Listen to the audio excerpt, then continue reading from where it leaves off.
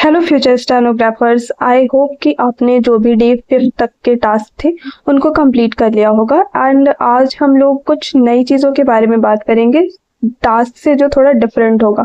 Like बहुत सारे ऐसे बच्चे होंगे जो अभी बिगिनर्स होंगे, जिनको अभी उतनी नॉलेज नहीं होगी स्टेनो के फील्ड में, शॉर्ट हैंड के फील्ड में। उसको हम बाइफरकेट करेंगे, जैसे कि कुछ ऐसे बिगिनर्स होंगे जो इस बार जो है 2026 का जो अटेम्प्ट है उसको देना चाहते हैं, बट चाहते हैं अच्छा मार्क्स भी मेरे आ जाए। कुछ ऐसे होंगे जो 2026 को बस अपना एक ऐसे देना चाहते हो कि एग्जाम देना है, एंड बट वो सीरियस होंगे 27 के लिए। ठीक है, तो दो चाहते हैं कि एग्जाम अच्छा जाए उनका, उनके बारे में बातें करते हैं।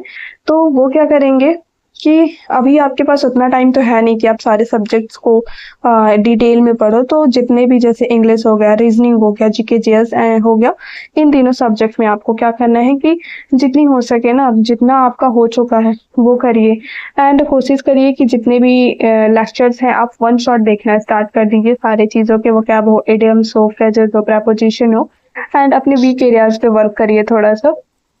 देखिए कि किस टॉपिक से ज़्यादा क्वेश्चन बन रहे हैं, कहाँ से ज़्यादा क्वेश्चन का वेटेज जहाँ पे ज़्यादा है उन चीज़ों पर फोकस करिए, ताकि आप एटलीस्ट अच्छे मार्क्स होल्ड कर पाओ अपने एग्जाम में। एंड नेक्स्ट टाइम तो अच्छा कर ही लोगे आप, क्योंकि अभी बहुत ज़्यादा टाइम है। ठीक है। एंड 27 वाले क्या करेंगे, 27 वाले क्या करेंगे कि अभी आपके पास अच्छा खासा टाइम है। तो अगर आप एकदम बिगिनर हो तो पहले तो एक बैच परचेज करो। ठीक है, कोई भी टीचर का बैच ले लो, ऐसा नहीं है कि एक सारे टीचर्स का सेम होता है। ठीक है, कोई भी एक प्रैक्टिस बैच लो एंड उसको डिटेल में एक एक टॉपिक को देख करके कंप्लीट कर लो। कंप्लीट करो, साथ ही साथ उसके टॉपिक वाइज भी करते जाना एंड उसको रिवीजन भी करते जाना, स्किप नहीं करना है। ठीक है। नेक्स्ट है वो कैप भी आप साथ में, भले आप स्टार्टिंग में 5 याद करो, 10 याद करो, फिर ऐसे अल्टरनेट कर लो, कभी 5 वो कैब याद करो, कभी इडियम्स याद करो। मतलब स्टार्ट कर दो इन सारी चीज़ों का। ये जो 4 चीज़ें हैं, वो कैब, इडियम, फ्रेजेस, इन सारी चीज़ों को आप स्टार्ट कर दो यहाँ पे, कि ताकि, क्योंकि ये बहुत लंबे हैं, बड़े मतलब वास्ट है, आपको थोड़ा सा इससे बार बार रिविजन करना होगा। तो अगर आप एक बार याद किए रहोगे, लास्ट में रिविजन करोगे तो अच्छा रिकॉल कर पाओगे। ठीक है, तो मतलब इन ब्रीफ मैं बताऊं तो अगर आप एकदम बिगिनर हो, 27 के लिए अपेयर होना चाहते हो, तो आपको क्या करना है, बैच लेना है, उसको डिटेल में पढ़ना है एंड फिर उसका प्रैक्टिस करना है। ओके, सेम वैसे ही आते हैं रीजनिंग पे। रीजनिंग में आपको क्या करना है कि अगर रीजनिंग में आप 2026 के लिए देना चाहते हो, ठीक है, बट आपने अभी तक कुछ नहीं पढ़ा हुआ है, कुछ नहीं मतलब एकदम नहीं कि बेटा नल एंड वॉइड हो, बट उतने उतने अच्छे मार्क्स नहीं आ रहे हैं आपके मॉक में, तो आप क्या कर सकते हो, कुछ कुछ एक ऐसे टॉपिक्स होते हैं जिनका वेटेज ज़्यादा होता है एग्जाम में, जिनके क्वेश्चन ज़्यादा बनते हैं, उन पे ध्यान दीजिए एंड मॉक दीजिए, एनालिसिस करिए, क्वेश्चंस को देखिए कहाँ पे कैसे लगाए जा रहे हैं। एंड स्क्वायर की पैन नंबर तो बिल्कुल याद कर लेने हैं आपको, जिसका मैंने टेलीग्राम पे बता भी दिया है। ठीक है, तो ये चीज़ें आपको इससे कर लेनी है। एंड अगर आप 2027 के लिए अपेयर होना चाहते हो एंड इसके लिए आप सीरियस हो, 26 एक ट्रायल आप देना चाहते हो, तो सिंपली आप किसी भी टीचर का बैच ले लो। या फिर रीजनिंग के लिए मुझे लगता है अगर स्टेनो का रीजनिंग हो, चाहे किसी अदर का हो, एसएससी की रीजनिंग को आप यूट्यूब से इजीली क्रैक कर सकते हो अच्छे मार्क्स के साथ। ठीक है, तो आप यूट्यूब पे भी जा सकते हो, बहुत सारे टीचरों ने बहुत अच्छे से डिटेल में सब कुछ कवर करा रखा है, तो आप वहाँ पे अच्छे से जाकर के दो थू करके अपने टॉपिक्स को क्लियर कर सकते हो, इसमें कोई डाउट नहीं है। ठीक है, एंड बस आपको क्या करना है, अगर आप किसी का बैच लेते हो तो भी आपको टॉपिक वाइज ही प्रैक्टिस करना होगा, एंड यूट्यूब से भी पढ़ के आप टॉपिक वाइज ही प्रैक्टिस करोगे, इन द सेंस कि लास्ट में आपका मेन जो रोल है ना, वो आपके प्रैक्टिस पे ही डिपेंड करता है। आपका सिलेक्शन केवल प्रैक्टिस पे डिपेंड करता है। आप कितना पढ़ते हो डजंट मीन, ठीक है, ये कोई मतलब नहीं बनता है जब तक आप प्रैक्टिस नहीं करते हैं। एंड आप जितना प्रैक्टिस करते हो, आप देखते हो कई सारे बच्चे ऐसे होते हैं बहुत जल्दी ही अपना सिलेक्शन ले लेते हैं, देन उनके पीछे एक ही रीजन होता है कि वो प्रैक्टिस ज़्यादा से ज़्यादा करते हैं, वो अपना पढ़ने पे कम टाइम देते हैं एंड प्रैक्टिस ज़्यादा करते हैं, क्योंकि उनसे हमें पता चलता है ना एग्जाम ओरिएंटेड अप्रोच जो होता है हमारा। ठीक है, ईगो पे लेकर के कोई क्वेश्चन नहीं सॉल्व करना है। चलिए आ जाते हैं जीके जीएस में।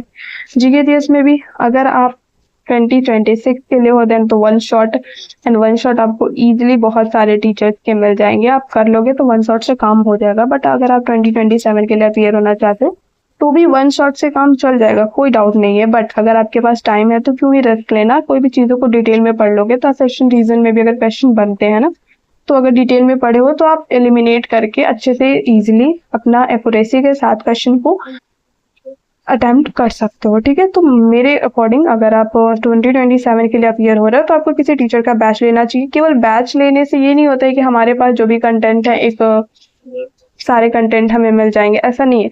बैच लेने से आपको एक गाइडेंस मिल जाती है कि कोई भी टीचर गाइड कर देता है आपको कि क्या क्या पढ़ना है, क्या क्या स्किप करना है। ऐसे आप यूट्यूब पे जाओगे तो खास करके जीके जीएस के लिए ना आप चीज़ों को ढूंढते ही रह जाओगे, कौन सी चीज़ें पढ़नी है, कहाँ से पढ़नी है। कोई कोई ऐसा होता है कि बहुत डिटेल में चले जाते हैं, कोई ऊपर ऊपर निकल जाते हैं। आपको तो लगेगा कि आपका टॉपिक क्लियर है, बट अगर आप मॉक दोगे ना तो लगेगा कि नहीं मेरा काम नहीं हुआ। तो इससे अच्छा है किसी एक टीचर को फॉलो कर लो एंड उनको ही एकदम रिवीजन करो, उन पे ही ब्लाइंडली उन पे भरोसा करो अच्छे से एंड हो जाएगा। ठीक है, एंड लास्ट में जीके जीएस में रिवीजन एंड पीक्यूआरएस दो, मॉक दो, यही सारे लास्ट में सारे के सेम ऑप्शन है। लास्ट में आपको जितने प्रैक्टिस है उतने करिए, रिवीजन करिए, मोर एंड मोर रिवीजन करिए। ठीक है, एंड करंट अफेयर अगर आप बात करें तो करंट अफेयर 2026 के लिए हो देन वन शॉट एंड कोई ऑप्शन नहीं है। आप बोलोगे कि सारे में आप वन शॉट ही बोल रहे हो, और कोई ऑप्शन नहीं है अभी फिलहाल के लिए। अगर आप 2026 के लिए जा रहे हो तो 1 मंथ में आप बहुत कुछ चेंजेस नहीं कर सकते हो, कुछ डिटेल में नहीं पढ़ सकते हो, चाहे जिन दिन रात पढ़ लो। इस वजह से वन शॉट आपके लिए बहुत ही बेनिफिशियल होने वाला है। आप अच्छे मार्क्स गेन कर सकते हो वन शॉट करके। ठीक है, क्योंकि अगर जो पूरे साल भी पढ़ा है ना वो भी लास्ट में आके वन शॉट करता है और उसमें से क्वेश्चंस बनते हैं। ठीक है, क्योंकि वन शॉट में ब्रीफ में हम लोग को वही सारी चीजें पढ़ाई जाती हैं जो एग्जाम ओरिएंटेड होते हैं। ठीक है, और अगर आप 2027 के लिए हो तो आप कर सकते हो वन शॉट ही कर लो, तो भी वन शॉट ही करने हैं। करंट अफेयर पे बहुत ज्यादा फोकस नहीं करना है कि अगर मेरे पास टाइम है तो एक एक दिन में एक एक घंटे करके करंट अफेयर पढ़ूंगी, ऐसा कुछ नहीं है। करंट अफेयर को लास्ट प्रायोरिटी में रखना है, इसको प्रायोरिटी नहीं देनी है उसने। ठीक है, एग्जाम के 2-3 महीने पहले अपना वन शॉट देख लो किसी भी टीचर्स के, या फिर डेली बेसिस पे आपको अगर ईयरली जो मैगजीन आती है, बहुत सारे मैगजीन अवेलेबल हैं, उनको प्रेफर कर सकते हो लास्ट टाइम पे अपने, एंड उससे आपके क्वेश्चंस बनेंगे। एंड अगर शॉर्ट हैंड की बात करें तो अगर आपका पिटमैन चल रहा है तो देन आप कोशिश करो कि पिटमैन को फिनिश करो। ठीक है, पिटमैन को क्या करो, फिनिश करो। एंड पिटमैन के बाद आप प्रैक्टिस मोड में आओ, पहले 700 करो, फिर कुछ फ्रेजेस के प्रैक्टिस करो, फिर केसी पे आ जाओ, स्विच कर जाओ, ऐसे करके करना है। एंड आउटलाइंस की डेली प्रैक्टिस करनी है। तो अगर आप पिटमैन कर चुके हो तो आप केसी करो।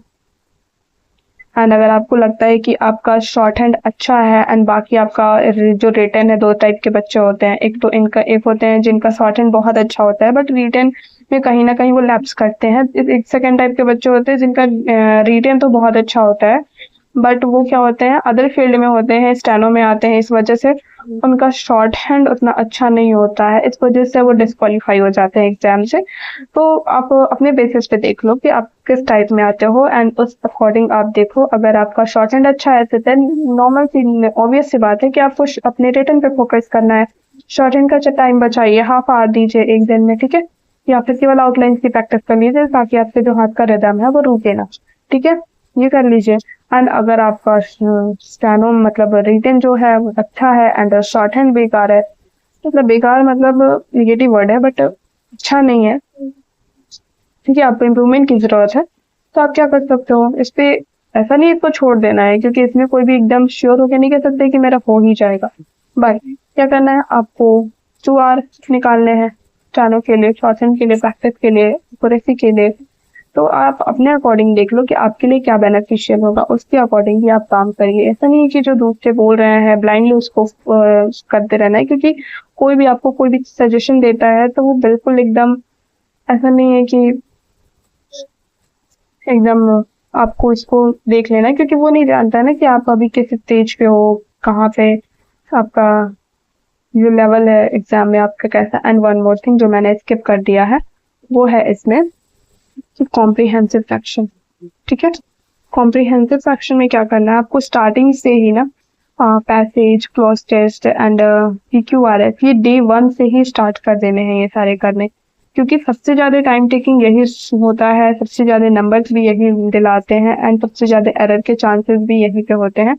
तो बाकी सब एक साइड एंड ये एक साइड होता है, तो इस पे ज़्यादा से ज़्यादा आपको फोकस करना है। ओके, तो ये रहा बिगिनर्स। एंड इसके बाद भी अगर आपको कोई डाउट आता है तो मैंने डिस्क्रिप्शन में लिंक दे रखा है टेलीग्राम का। एक जो है वो पब्लिक है एंड एक है जो सेपरेट है, वो आप उस पर मुझे मैसेज कर सकते हो। तो आपको कोई भी प्रॉब्लम आए तो या तो आप उस पर मुझे मैसेज कर लो एंड या फिर आप कमेंट सेक्शन में मैसेज कर लो, जो भी प्रॉब्लम्स हो। बस है यही है कि प्रॉब्लम सॉर्ट आउट हो जाए आपकी।